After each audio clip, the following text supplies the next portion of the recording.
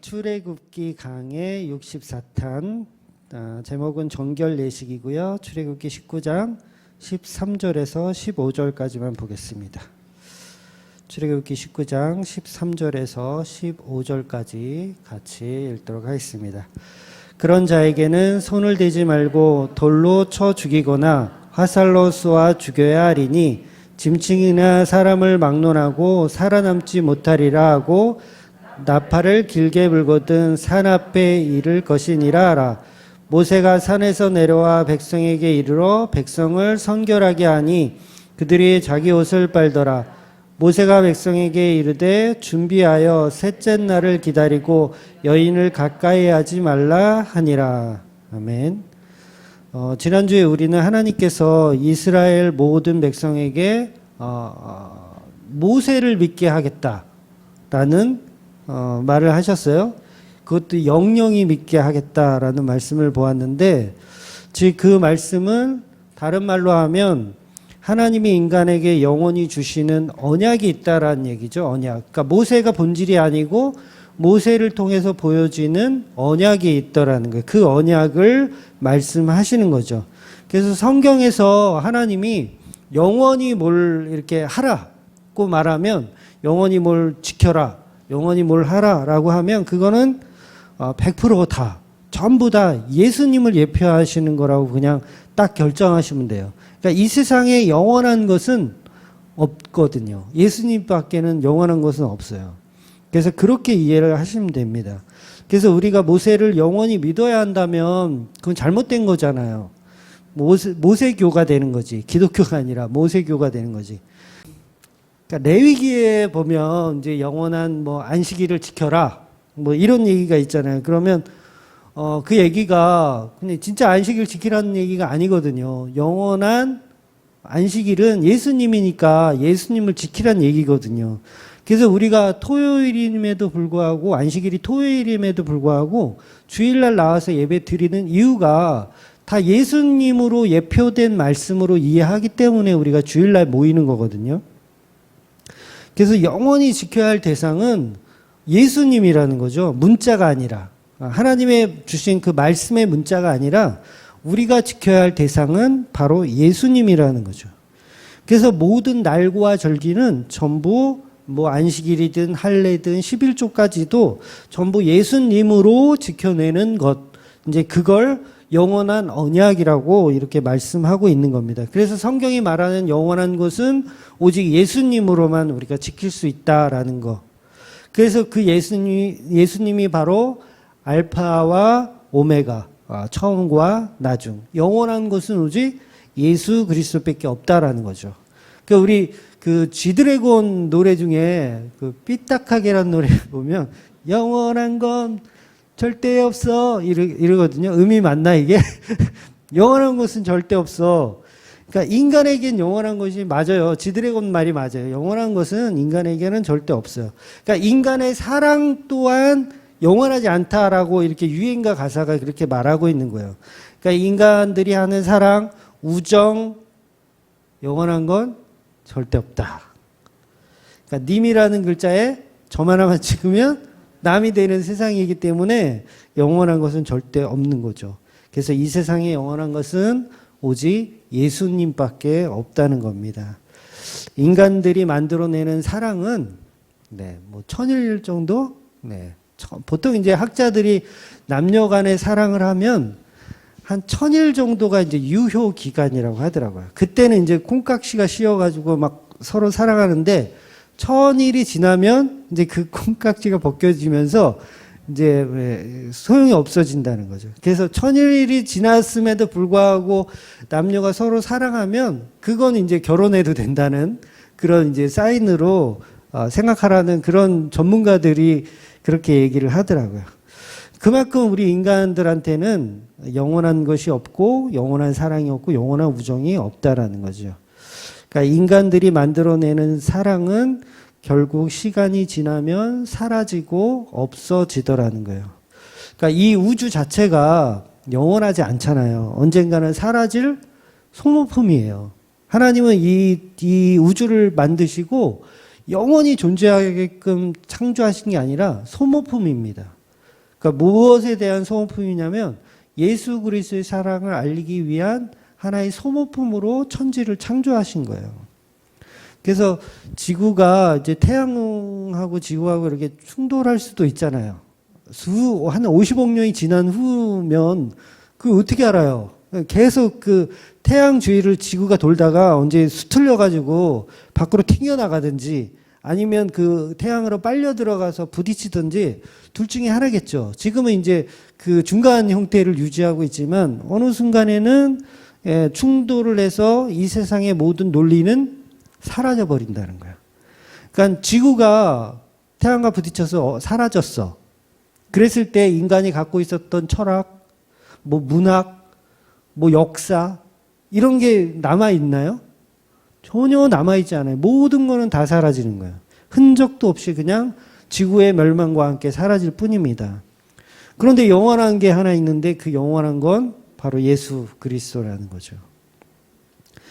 그래서 영원한 것은 오직 예수님의 사랑과 은혜밖에 없음을 알고 그 은혜를 가지고 신앙생활을 하는 것, 그것이 이제 바른 성경적 관이라는 거죠. 그래서 영원한 것을 보고 영원한 것을 섬길 수 있다라는 건 우리가 예수님을 바르게 믿어야 하는 이유이고 그것만이 이제 영원한 것이라는 거죠. 그래서 우리는 그 영원한 것을 쳐다보기 때문에 세상의 것을 별로 그렇게 막 대단하게 생각 안 하는 거예요. 막 기네스북 같은 거 막 인간들이 해가지고 막 기네스북 같은 거 막 이렇게 하잖아요. 그럼 우리가 막 거기에 열광하고 박수치고 하지만 사실 그거 아무것도 아닌 거죠. 그래서 코로나19가 오거나 말거나 신경도 안 쓰는 사람들도 있어요. 저는 약간 그래요. 저는 코로나19가 있거나 말거나 저는 별로 그렇게 신경을 안 씁니다. 근데 제가 잘났다는 게 아니라 그 왜 윤은혜 맞죠? 장관? 교육부 장관? 아닌가요? 교육부 장관님이 그런 얘기를 했어요. 얼마 전인데 지금 바뀌었는지 모르겠는데 코로나19로 사회적 거리두기를 3단계로 격상을 만약에 한다. 최고 단계잖아요. 3단계가. 최고 단계로 격상을 하더라도 수학 능력 시험은 강행한다. 요 말을 며칠 전에 했어요. 지금 바뀌었는지 모르겠는데. 근데 이 말을 한번 뒤집어 보면 무슨 말이냐면 코로나로 아이들이 코로나를 걸려서 몇 명이 이게 확진이 되더라도 그거보다 수학 능력 시험이 더 중요하다. 그 말이에요. 이해가 되세요? 그러니까 애들이 코로나 걸려서 뭐 한 반에 막 몇 명씩 집단으로 걸리더라도 이 수학 능력 시험을 치르는 게 더 중요하다라고 보는 거예요. 그러니까 그거에 대해서 이제 의견이 이제 나누겠죠. 어떤 사람들은 야, 굉장한 직업 의식이다. 그렇지. 수학 능력 시험이 더 중요하지라고 칭찬을 해주는 사람도 있는가 하면 어떤 사람들은 야, 그게 무슨 짓이냐. 애들의 그 생명이 더 소중하고 애들의 건강이 더 중요하지. 그깟 시험이 뭐가 중요하냐라고 이제 반대하는 의견도 있을 거라는 거죠. 근데 우리는 그거에 대해서 뭐 옳고 그름을 따져서 서로 정죄할 필요는 없고 고작 우리가 사실은 그 시험, 인간의 시험에 우리가 그렇게 찬반을 나누더라는 거예요. 그 자체를 제가 설명드리고 싶은 거예요. 그런데 우리가 영원한 것을 추구하고 영원한 것을 예배하고 있잖아요, 우리는. 그러니까 막말로 해서 수학 능력 시험보다 예배가 더 하찮습니까? 그렇지는 않잖아요. 그러니까 물론 예배는 이제 매주 드릴 수 있는 거고 수학 능력 시험은 1년에 한 번이니까 그게 이제 문제가 되죠. 이제 수학 능력 시험에 안 가면 1년을 재수를 해야 되잖아. 근데 우리 교회도 만약에 한 번 빠지면 1년을 출입을 금지시켜. 그러면 이제 곤란하겠지만 그러면 이제 많이 나오겠죠. 아닌가? 영원히 떠나나? 그러니까 제가 교회를 나오라는 얘기가 하는 게 아닙니다. 코로나19에도 교회를 나오라는 게 아니라 우리가 신앙하는 것은 결국 1000년, 2000년 후에 썩어 없어질 것들이라는 거죠. 그러니까 수학 능력 시험이 대단하고 중요한 것 같고 생명보다 중요한 것처럼 여기지만 결국은 썩어 없어질 것들이라는 거예요. 아무것도 아니라는 거죠. 그러니까 영원한 안식, 영원한 사랑, 영원한 은혜, 그것이 더 중요하다는 거죠. 그래서 예수님도 먼저 그의 나라와 그의 의를 구하라 라고 말씀하신 거예요. 우리는 계속 썩어질 것들에 대해서 더 이렇게 막 편을 가르기를 해가지고 무엇이 옳다라고 얘기하죠. 그래서 영원한 것은 절대 없다는 거죠. 아무리 좋은 음식도 며칠이 지나면 썩어서 먹을 수가 없게 되더라는 거예요. 이게 인간의 세상이에요. 인간 세상의 원리는 썩어서 없어지는 원리. 어떤 사람이 태평양 한가운데 가가지고 섬을 발견했대요. 새로운 섬. 요새 얘기예요. 요새. 태평양 한가운데 갔는데 어마어마한 섬이 있더라는 거예요. 큰 섬이. 그래서 가까이 가봤더니 뭔지 아세요? 쓰레기 더미. 태평양 한가운데 정말 커다란 쓰레기 더미가 있대요. 근데 이게 태평양에만 있는 게 아니라 5대양에 다 있대요. 그냥 바닷가 한가운데 섬이 하나 만들어져 있대요, 지금. 근데 그게 다 쓰레기래. 이거 치울 수가 없는 거예요. 그걸 치우려면 수조 원이 필요한데 어느 나라에서 그걸 돈을 내가지고 그걸 하냐고요. 이건 공동으로 사용하는 바다니까. 그러니까 인간이 만들어내는 거는 결국 쓰레기밖에 없는 거예요. 그렇다면 우리가 영원히 바라봐야 하는 그런 영원한 것을 볼 수 있는 지혜가 있어야 된다는 거죠. 그 지혜가 바로 세상의 모든 만물을 창조하시고 주관하시는 예수님이고 그 예수님과 연합하여 영원히 사는 것이 바로 큰 복이라고 하는 것입니다. 그래서 그 언약이 본문에서 모세에게 그림자로 주어진 것이고 그 그림자의 언약은 결국 예수님까지 전달되어 언약이 십자가로 성취되는 겁니다. 그래서 인간의 언약이 세대를 거쳐서 예수님에게까지 도달하는 거예요. 그래서 마태복음에 보면 그 세대를 이제 14대, 14대, 14대 이렇게 표현하거든요.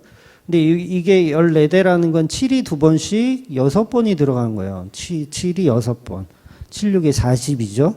근데 7으로 채워져야 하거든요. 7, 7에 49, 7으로 채워져야 되는데 그 하나가 빠지잖아요. 인간의 세대에는 하나가 빠져요. 그래서 그 하나를 뭘로 채우냐면 바로 예수님으로 채우는 거예요. 그래야지 이제 완성이 되는 거죠. 그래서 인간의 세대로는 영원하지 않다. 꼭 예수님이 개입해야 인간이 영원해지는 거예요. 예수님이 개입해야 인간이 영원해지는 거. 그 영원하다는 개념은 우리가 지옥에서 영원히 살면 그 영원의 의미는 없죠. 천국에서 영원히 사는 거. 예수님과 더불어 영원히 사는 거. 그래서 본문 14절에 보면 이제 정결 예식을 지금 하는 거예요. 이게 본문 전체가 정결 예식의 의미인데 옷을 빤다는 의미가 있어요. 옷을 빨고, 그러니까 백성들이 옷을 빠는 거죠. 정결 예식에. 이 옷을 빤다는 의미는 예수님의 십자가 피로 옷을 빠는 거예요. 예수님의 십자가 피로. 그래서 우리들이 입고 있던 옷은 영원해요? 안 영원해요? 안 영원하죠. 금방 해지고 없어져요. 그러니까 저도 젊었을 때 양복을 이제 비싼 거를 한번 산 적이 있어요. 그때 이제 어디 거였더라? 파크랜드인가? 정확히 기억은 안 나요. 파크랜드였던 것 같아. 그때 굉장히 비싸게 줬어요. 비싸게 주고 샀는데, 근데 매번 입지 않잖아요. 이제 비싼 양복은 무슨 행사 있을 때만. 그리고 목사 됐으니까 제가 양복을 자주 입지, 목사 되기 전에는 양복 입을 일이 거의 없었었어요. 그래서 이제 옛날에 사둔 거를 이제 꺼내 보니까 그 좋았던 양복이 안 입고 그냥 놔두면은 그대로 일 줄 알았더니 그냥 안 입고 넣어두기만 했는데도 막 해져 있더라고요, 옷이. 하듯이 오랫동안 안 입어서 막 해져 있고 다리통은 또 왜 이렇게 큰지. 그때는 그게 멋있었다고 생각했는데 다리통은 왜 그렇게 큰지. 그래서 과감하게 버렸어요. 최근 일은 아니고 몇 년 전에 이제 버렸는데 결국 영원하지 않더라는 거죠. 그래서 하나님의 자녀가 되는 것이 우리는 불가능한 존재인데, 영원하지 않으니까 불가능한 존재인데 그 불가능을 가능케 만들어 주시는 거죠.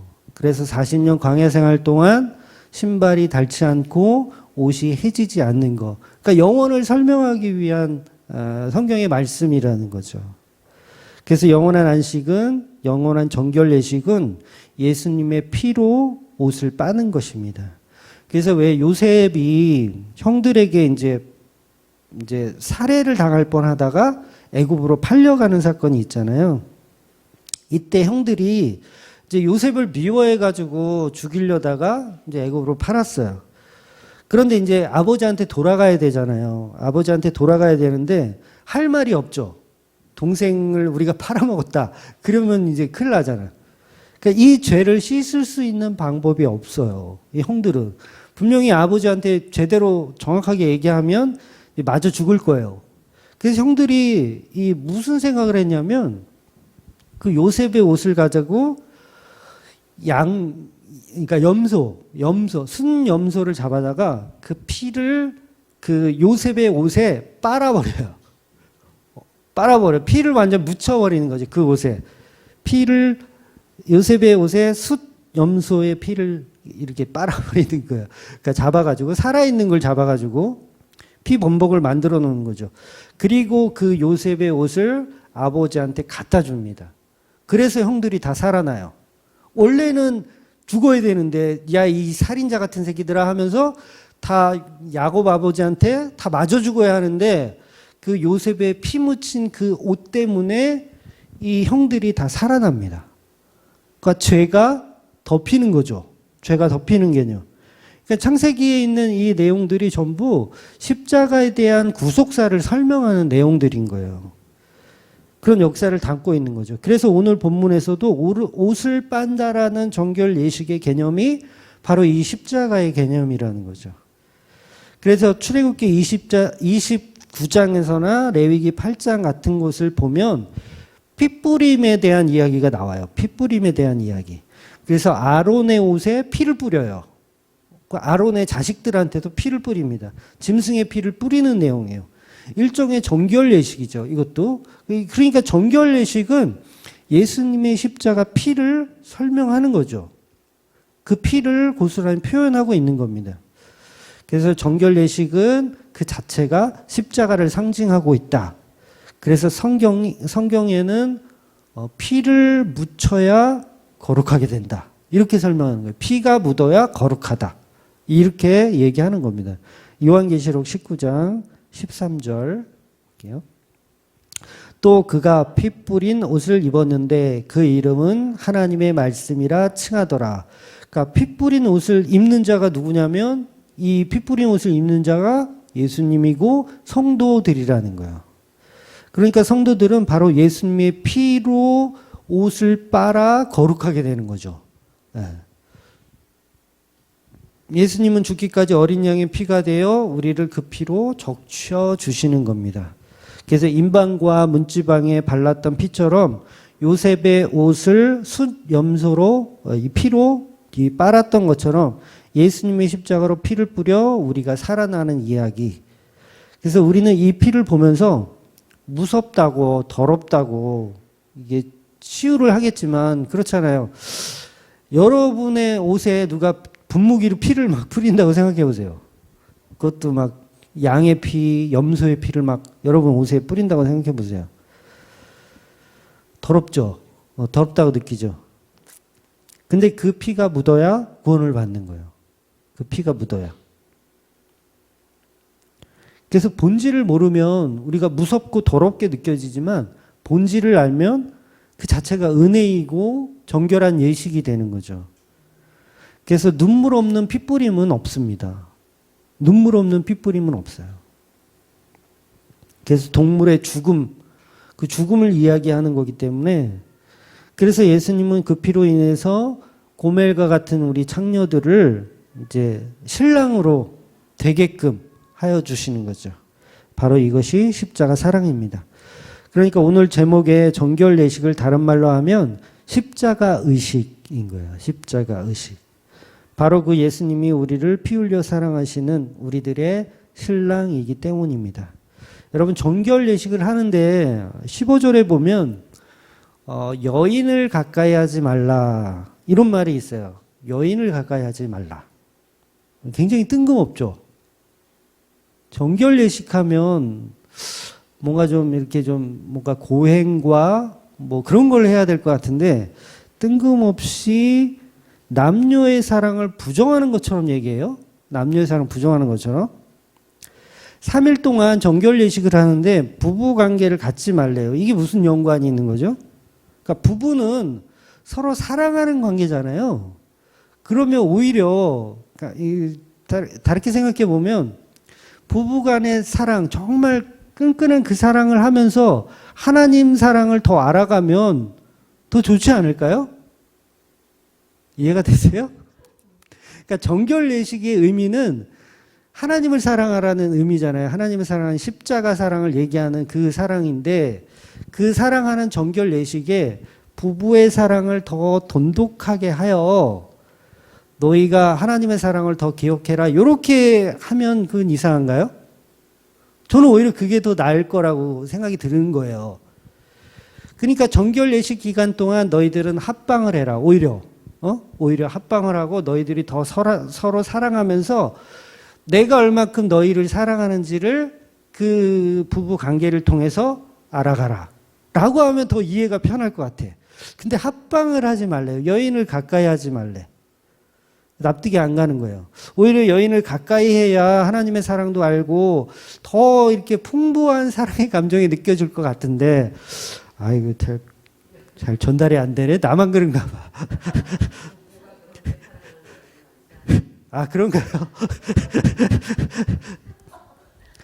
그러니까 이 본문의 본질은 뭐냐면 신랑 예수만이 우리들의 남편이다. 그 얘기를 하고 싶다라는 거죠. 신랑 예수님만이 우리들의 남편이고 우리들이 신부다라는 거를 설명하는 거예요.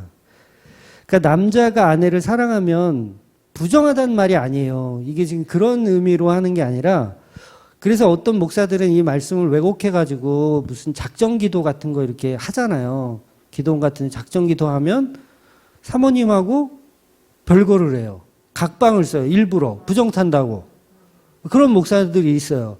일부러 내가 작정기도 기간에 40일 기간 동안은 사모님과 합방을 하지 않아요. 부정탄다고. 그러니까 이게 왜곡된 거예요. 성경은 그런 얘기를 하고 있는 게 아니라는 거죠. 그러니까 정결 예식 기간에 여인을 멀리 하라는 이야기는 예수님만이 우리 성도의 배우자라는 걸 설명하고 있는 거죠. 그래서 이 정결 예식 기간에 여인을 멀리 하라는 말씀을 비유적으로 우리에게 하시는 겁니다. 그러니까 이 세상을 창조하시고 아담과 하와를 창조하여 아내로 주시면서 서로 사랑하라 그러잖아요. 그러니까 서로 군림하는 게 아니라 서로 사랑하라고 하잖아요. 그러니까 아담과 하와를 주신 이유가 뭐냐면 남녀 간의 서로 사랑을 통해서 하나님의 사랑을 배우라는 의미거든요. 그러니까 이게 지금 제가 설명드린 그 설명이에요. 그러니까 이런 창조의 섭리 속이라면 정결 예식 자체도 그 반대로 했어야 된다는 거죠. 너희는 서로 합방하라. 그래서 사랑이 무엇인지 배우고 사랑이 어떤 것인지 알아서 내가 너희를 얼마나 사랑하는지를 더 알아가라. 이렇게 해야지 이게 구조가 맞다라는 거예요. 제가 설명드리고 싶은 거는. 그래서 서로 사랑하는 것, 이게 사실 맞는 거죠. 서로 부부끼리 서로 각방을 쓰라는 게 아니라 서로 사랑하는 게 맞는 거예요. 과연 왜 우리를 부부로 만들어 주셨을까? 이 세상에. 단순히 인간들끼리 사랑하고 기쁨을 누리라는 얘기는 아닌 거예요. 부부로 이렇게 아담과 하와를 만들어 주신 건 서로 너희들끼리 사랑하고 끝내라는 게 아니라 서로 사랑하면서 그 사랑을 통해서 하나님의 사랑을 배워가라는 거죠. 배워가라는 거. 여러분, 사랑도 해본 사람이 하는 거 아세요? 네. 사랑도 해본 사람이 해요. 우리가 서로 사랑을 이 세상에서 배운 적이 없어. 그럼 여러분, 하나님 사랑할 수가 없는 거예요. 내가 태어나서 무인도에서 혼자 살았어. 평생을. 그런 사람이 어떻게 하나님을 사랑해요? 사랑이 뭔지를 모르는데. 그래서 하나님이 창조의 질서 속에 가정을 주시고 부부의 연을 주시고 자식을 낳고 사랑하게 하는 그 개념이 하나님의 사랑을 배우게끔 하려는 시스템을 우리에게 선물로 주신 거죠. 그래서 창조의 질서는 그 사랑 배우라고 주시는 겁니다. 그러니까 자식을 낳아 보신 분들은 뭐 대부분 낳아 보셨죠? 대화 보시면 알겠지만 값없는 사랑을 하게 되잖아요. 값없는 사랑. 이건희 지난주에도 말씀드린 이건희 회장님과 내 자식이 빠졌을 때 이건희 회장을 안 구하고 내 자식을 구하더라는 거죠. 그게 왜 그럽니까? 그게 사랑하기 때문에 그런 거잖아요. 그러니까 값없는 사랑을 배우라는 거죠. 그래서 사랑을 통해서 하나님 마음을 우리가 알아가는 겁니다. 그래서 웬만하면 독신을 고집할 필요는 없어요. 독신을 고집할 필요는 없어. 그러니까 물론 바울처럼 직접 이 예수님과의 사랑을 경험한 사람은 굳이 결혼을 안 해도 돼요. 그런 사람은 이제 예외이고, 그렇지 않은 사람들은 부부 생활을 통해서 하나님 사랑을 알아가고 또 자식을 키우면서 그 사랑을 알아가는 거, 이게 이제 창조의 질서라는 거죠. 그래서 천주교는 이제 사제들은 결혼 안 하잖아요. 수녀들도 결혼 안 하고. 저는 그건 바른 성경과는 아니라고 생각해요. 그러니까 자기가 바울 코스프레 하는 거죠. 자기들이 바울 코스프레 하는 거. 그러니까 아담이 하와를 얼마나 사랑합니까? 얼마나 사랑해. 내 뼈 중에 뼈요, 내 살 중에 살이다 라고 고백하면서 그 말은 너는 또 다른 나다. 너는 또 다른 나다. 그 얘기, 그 고백이거든요. 이것이 바로 성경이 말하는 부부 사랑의 방식이에요. 부부 사랑의 방식. 아내를 내 몸같이 사랑해라. 내 몸과 같이 사랑해라. 10번째 계명이 뭐예요? 내 이웃의 아내를 탐하지 말라. 이 말을 다른 말로 하면 내 아내를 탐해라. 네, 좀 표현이 그렇지만 내 아내를 사랑해라. 이런 얘기잖아요. 그러니까 자기 아내는 아주 많이 사랑하라는 거죠. 아주 많이 사랑하는 거. 그러니까 많이 사랑해 주세요. 우리 남편분들이 별로 없는데 네, 아내를 많이 사랑해 주시고 아내들도 남편을 많이 사랑해 주시면서 뭘 배우는 거냐면 하나님의 사랑을 배우시는 거예요. 아무튼 이렇게 인간들이 서로 사랑하라고 하시는 것의 진정한 의미는 바로 예수님과 신부된 교회의 사랑을 말씀하시는 겁니다. 그래서 창세기 2장에 등장하는 여자, 창세기 2장에 이제 하와를 여자라고 이제 표현하잖아요. 이 여자라는 이 단어하고 오늘 본문에서 나오는 여인이란 단어하고 똑같은 단어예요. 여인을 멀리하라 했을 때 이 여자가 바로 이 여자예요. 그러니까 아담한테 하와를 멀리하라고 하는 거예요. 완전히 이거 다른 얘기를 지금 뜬금없이 오늘 본문이 하는 거예요. 그러니까 아담과 하와는 예수님과 교회에 관한 이야기를 그림자로 보여준다라는 말이 되는 거죠. 그러니까 너네들끼리 아담과 하와끼리 서로 사랑하고 그게 끝나면 안 되고 십자가를 보려면 여인을 멀리해야 되는 거예요. 그게 본질이 아니고 진짜 사랑은 하나님과의 사랑이라는 거죠.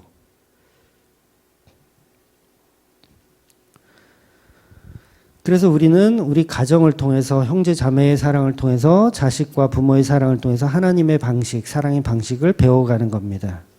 안 그러면 피조물은요, 사랑을 배울 수가 없어요. 그러니까 우리 가정을 허락하신 건 하나님의 사랑을 배우라고 허락하신 거예요. 근데 이거는 뭐 결혼하자마자 뭐 서로 싸우고, 이건 가정이 이거 하나님의 사랑을 볼 수 없다. 이거라면 비성경적인 가정인 거예요. 제가 그런 가정을 비난하는 게 아니라, 네, 그건 굉장히 이제 문제가 큰 거죠.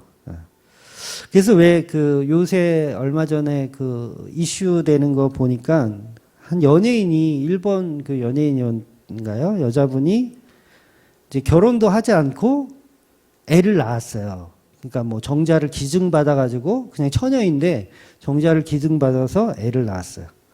근데 이거 가지고 또 말이 많죠.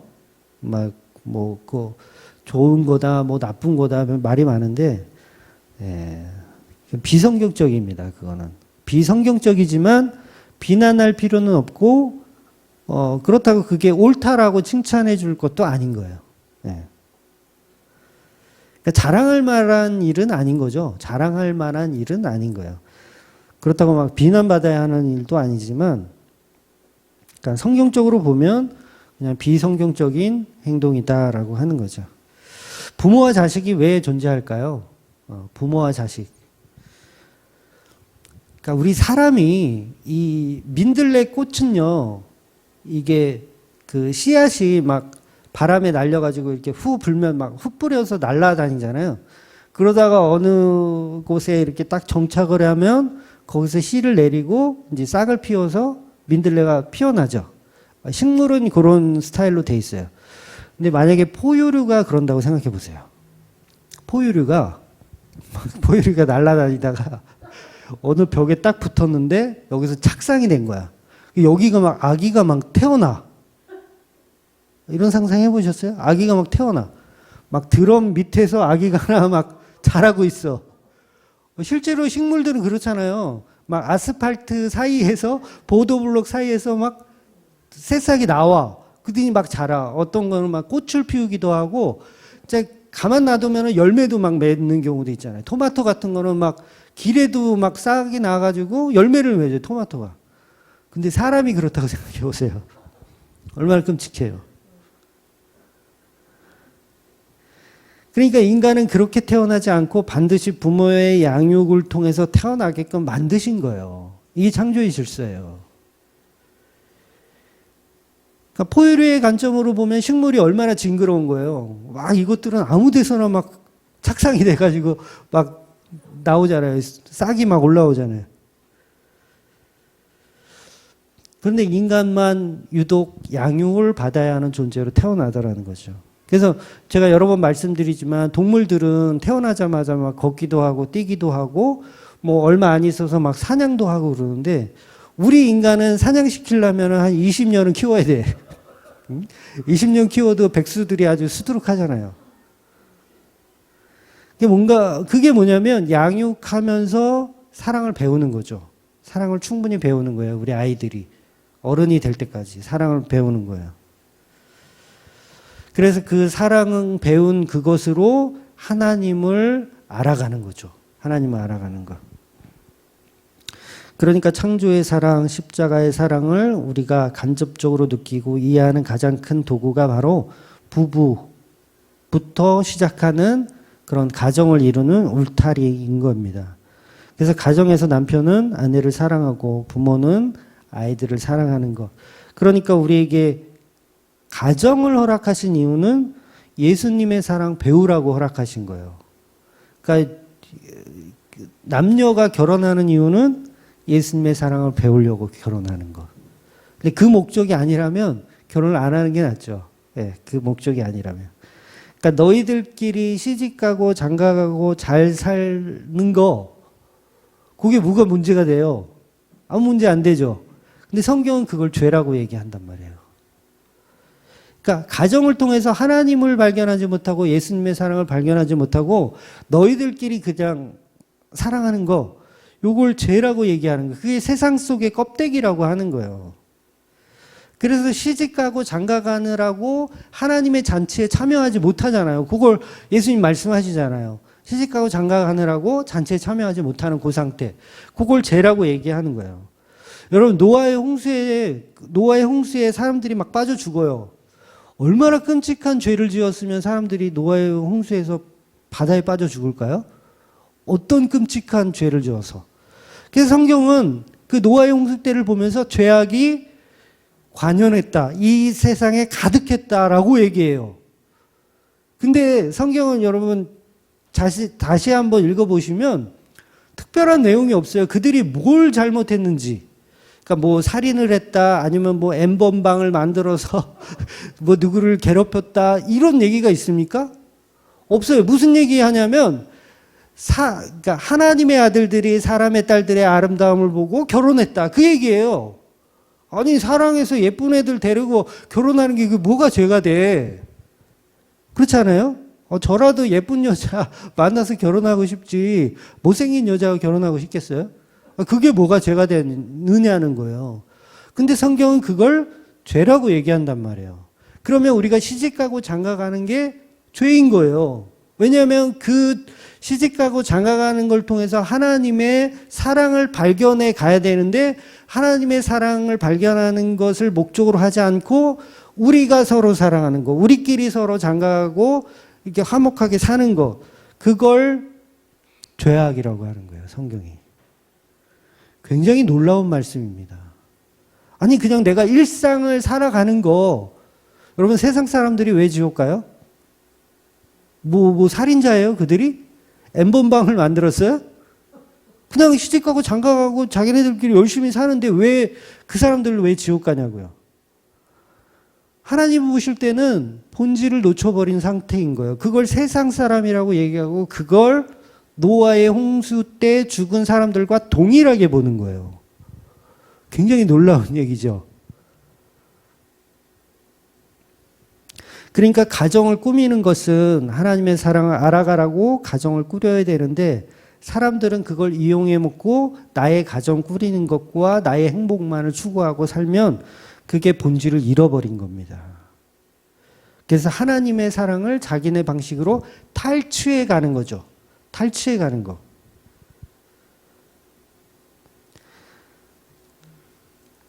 (2020년을) 살고 있는 지금 많은 사람들은 평범하게 결혼하고 평범하게 아이 낳고 평범하게 삽니다. 그런 사람들이 다 지옥 간다는 얘기예요. 굉장히 무서운 말씀이에요. 그 사람들을 죄인이라고 성경이 말한다는 거죠. 그러니까 별반 다르지 않는 거죠. 노아의 홍수 때나 지금이나 별반 다르지 않은 거죠. 바로 하나님이 우리에게 주신 그 가정을 통해서 사랑을 보아야 하는 본질을 잃어버리고 껍데기만 추구하면서 있다라는 거예요. 그 모습을 보신 하나님께서 한탄을 하시는 거예요. 세상을 창조한 것을 한탄하신 거예요. 내가 아담을 만들고 하와를 만들고 서로 사랑하게 만든 것은 나를 기억하라고 창조해 놓았는데 이것들이 지들끼리만 사랑하고 좋아하네? 그걸 가지고 하나님이 한탄하신다고요. 그래서 세상은 결국 지옥으로 가는 줄도 모르고 서로 사랑하고 있더라는 거죠. 근데 교회에서도요, 그렇게 가르치잖아요. 서로 사랑하세요. 부부끼리 싸우지 마세요. 행복하게 지내세요. 뭐 이 말이 틀렸다는 게 아니라 저도 그런 얘기 방금 했잖아요. 하세요. 요게 끝이란 말이에요. 그러면 이게 뭐예요? 요게 끝나고 여기서 끝나버린 그게 세상 사람이라는 거예요. 이게 세상 교회라고 얘기하는 거고 복음이 없다라고 보는 거예요. 그건. 그러니까 죄악으로 가는 방법을 설명해 드린 거죠. 제가. 서로 정말 사랑하세요. 부부는 아내를 사랑하고요. 아내도 부부를 사랑하고요. 여기서 끝나버리면 이게 교회가 아닌 거예요. 이게 무당 짓을 하는 거예요. 무당 짓을. 그러니까 우리가 서신서들 보면 바울이 그런 얘기들을 막 이렇게 많이 하잖아요. 거기서 끝나버리면 소용이 없는 거죠. 바울이 전하고 싶은 건 그런 것들을 비유로 해서 예수님의 사랑, 십자가의 은혜, 하나님의 사랑을 전하고 있는데 그걸 못 보면 바로 그 교회가, 그것을 보지 못하는 교회가 죄악의 소굴이라는 거죠. 그래서 모든 종교는 서로 사랑하라고 말합니다. 모든 종교는 서로 사랑하라. 거기가 끝이에요. 그런데 기독교만 유독 서로 사랑하는 거에서 끝나는 게 아니라 그것을 통해서 하나님의 사랑을 알아가라 라고까지 얘기해 주는 거죠. 그게 바로 진리입니다. 그래서 교회에서는 예수님과 성도의 사랑의 개념이 무엇인지를 배우는 거예요. 그래서 가정도 전부 다 예수님의 사랑을 알아가는 하나의 과정일 뿐입니다. 그래서 가정이요, 깨질 수도 있어요. 괜찮습니다. 가정이 깨질 수도 있어요. 근데 또 하나님의 사랑을 알아가면 돼요. 그 과정 속에서. 그건 중요한 게 아니에요. 그래서 우리 교회 그 목사님들 어느 교단인가 보면 막 이혼하고 그런 사람은 안수 안 주는 그런 교단도 있었거든요. 요새는 거의 없는데 옛날엔 있었어요. 근데 그거 아무 문제가 아니에요. 그건 다 껍데기라고요. 껍데기. 그래서 실제의 본질은 가정을 통해서 예수님의 사랑을 알아가는 것. 이게 바로 오늘 본문에서 이야기하고 있는 여인을 멀리하라는 개념인 거예요.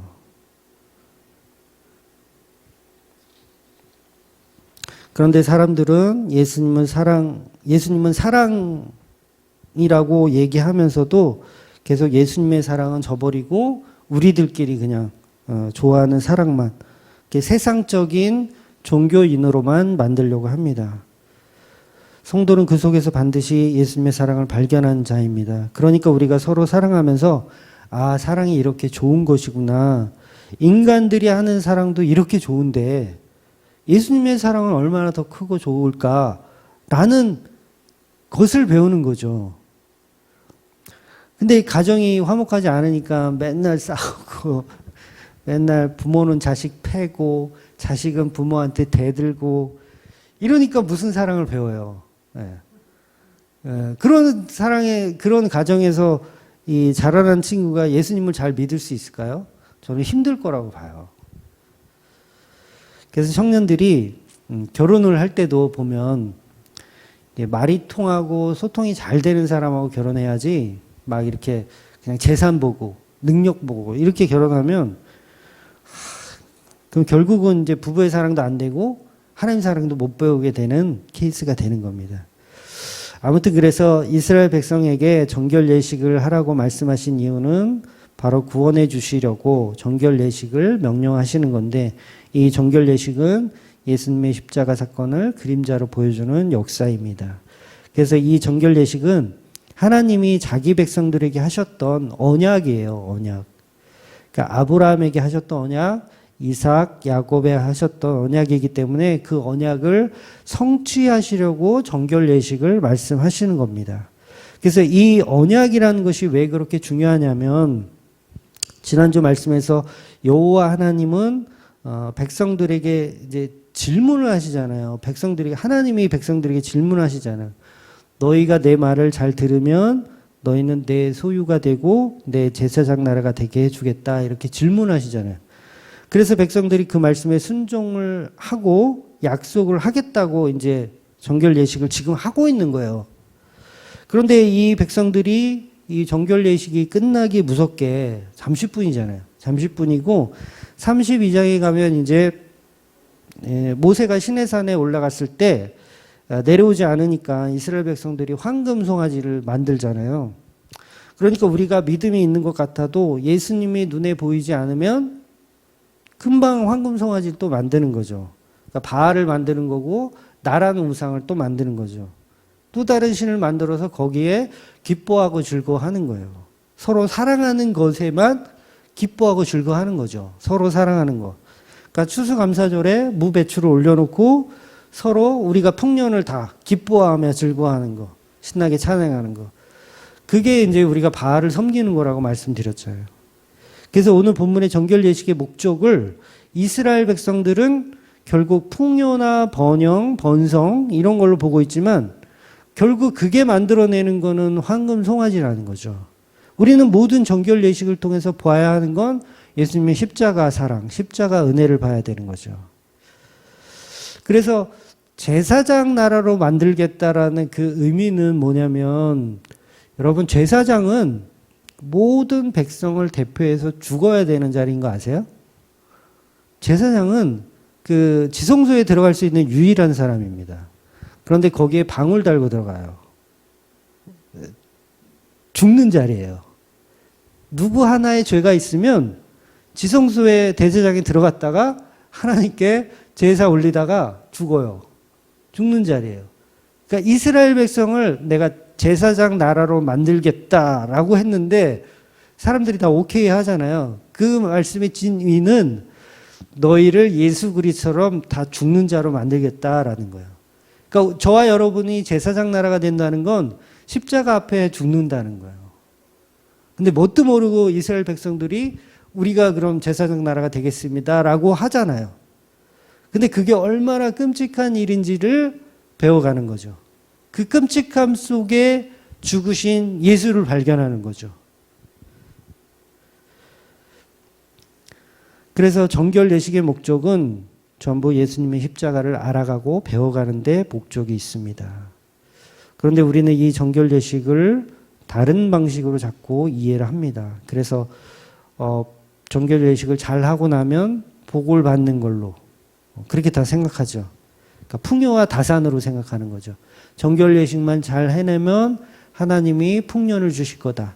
비를 내려주실 거다. 이렇게 변질을 시켜놓는 거예요.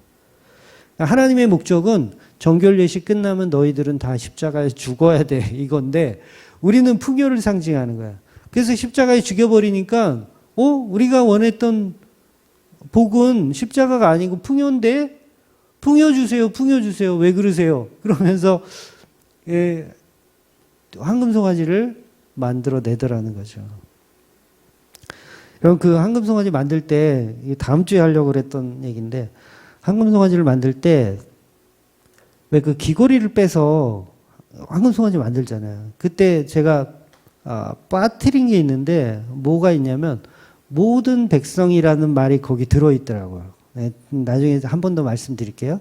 모든 백성이라는 말이 들어있어요. 저는 그거를 전에는 못 봤거든요. 최근에 봤는데 모든 백성이 귀고리를 빼서 황금송아지를 만들었다는 거예요. 그게 뭐예요? 모든 백성은 다 쓰레기라는 거예요. 다 죄인이라는 거예요.